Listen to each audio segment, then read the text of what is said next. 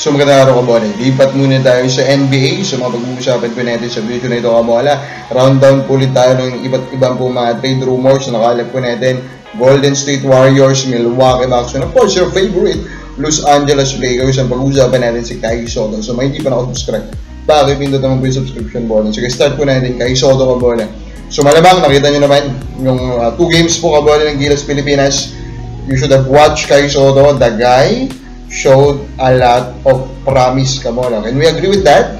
Diba? Can we agree with that? Yeah, of course. Hindi naman tayo tulad ng mga iba pong vloggers. Ginulat ang mundo. Kai Sotto. Ganun po ng mga banat. Hindi naman. Pero can we agree at the very least that this guy, yes, hindi na po siya 19 years old, pero this guy did show a lot of promise kabola. And of course, hindi lang tayo makikita yan. Makikita rin po yan ng mga ibang NBA teams kabola. The question is, how likely na siya makakapunta po sa NBA or magkakaroon ng shot sa NBA? I think the likelihood of that happening is now on a good level as long as he continue to show dun po sa Japan B-League that he is a better player.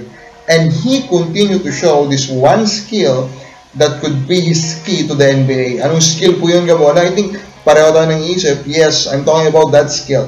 Yes, that is the passing ability kabola. So ito nga po si Kai Sotto, current averaging in this FIBA window 3.8 assists and averaging double-double. Pero yung assist talaga yung crucial din kabola.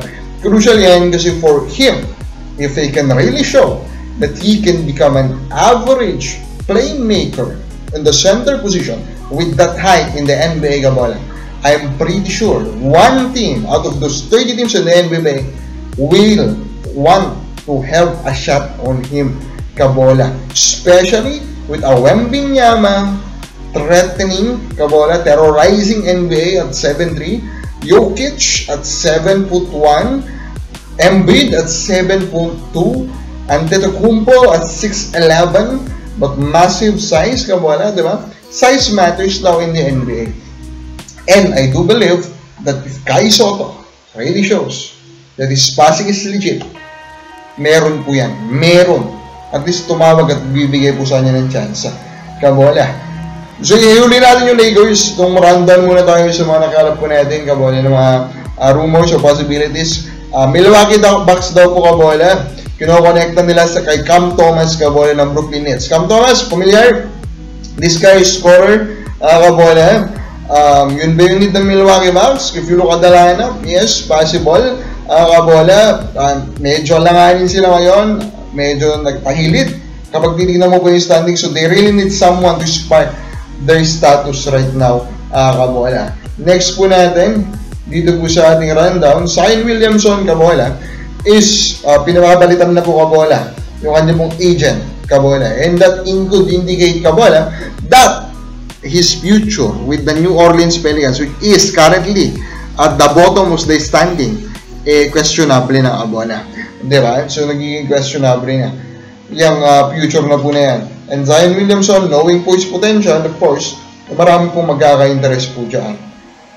Golden State Warriors naman, season-ending injury, si Melton kabola, that's very unfortunate. So, with that, they can now use him, diba? Unfortunately, ganun po talaga. Meron pa naman siyang salary, pero now they will use that salary, kabola, for a trade, kasi 12.8 million din yan kabola, that they could use for a trade. Kasi kailangan po, dito sa NBA, kailangan mo i-mix up yan. Kabola, to come up po with a possible trade.